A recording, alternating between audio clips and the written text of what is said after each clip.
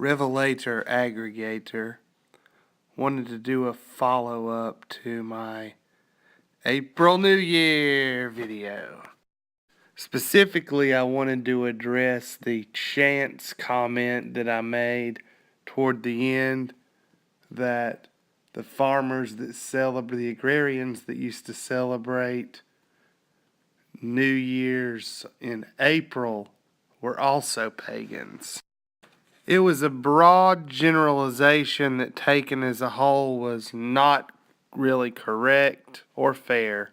And the minute I listened to it after posting, I realized I was going to have to do this. I also got some feedback from some fans of the channel, which just reinforced my desire to issue this quote-unquote retraction. First of all, Father God tells us in, I believe, Genesis, that the signs were placed in the heavens to mark the seasons and all that. And the righteous, per Brother Gary Wayne, the righteous branch of Adam's family, the Sethian branch, used astronomy. They were all agrarians, and they used astronomy for their seasonal plantings, etc. And pre-flood, it was Cain's corrupted family tree that corrupted the sacred sciences, the sacred information, the keys to the universe, all that. And basically it was evil Enoch, Cain's son Enoch. Because you know there's a virtuous Enoch in the line of Seth that was raptured and didn't die the first death. And then there's Cain's son Enoch. So there's an evil Enoch. There's also an evil Lamech in the line of Cain. And there's a righteous Lamech who's Noah's father in the line of Seth. But I digress. It was Cain's family tree that perverted these things and came up. It was the evil Enoch that came up with astrology instead of astronomy and all that stuff. So when I'm talking about, when I said that the farmers were pagans too, a lot of the barbarians were pagan. But just because they celebrated the new year at the correct time at the beginning of April, when the world, the natural world, was coming back to life, doesn't mean that that celebration was rooted in the pagan. That celebration was rooted in God's natural order. Now, they might have attributed their celebration to some earth deity or some foolishness like that, but I would contend the celebration itself was rooted in God's natural order.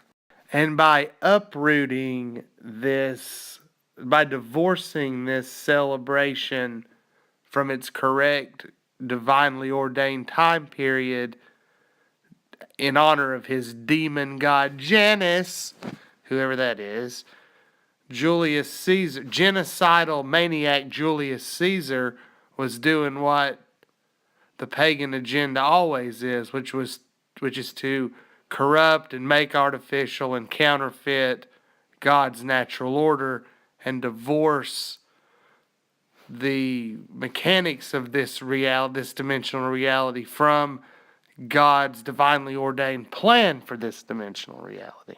If that makes any sense, and I hope it does. I know I'm rambling a bit, but I just couldn't let that stand. We should celebrate New Year's Day on April the 1st, I think, because that's naturally when God's creation comes back to life. Celebrating it midwinter on some pagan foolishness is silly. And that was my point.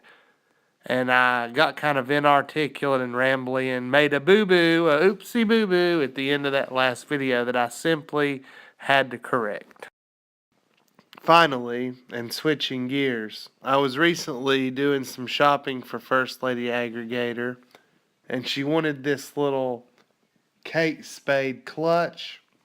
I told her that was fine, whatever made her happy, but that Kate Spade was about as Illuminati as it got. I won't get into it here, but there's just her death appears to totally bear all the hallmarks of some kind of blood sacrifice. I mean, just all the symbolism and numerology and gematria surrounding it. The fact that she was in no way discernibly depressed leading up to it.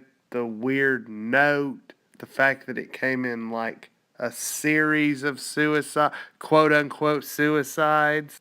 Like Anthony Bourdain, for example, and it was the exact same methodology used with the weird doorknob and scarf type deal. Then you had her husband running around in that weird like Rescue Rangers mask or Disney mask right after she offed herself. Very bizarre. In any event, Father God bless you all. Jesus Christ saves. Stay positive.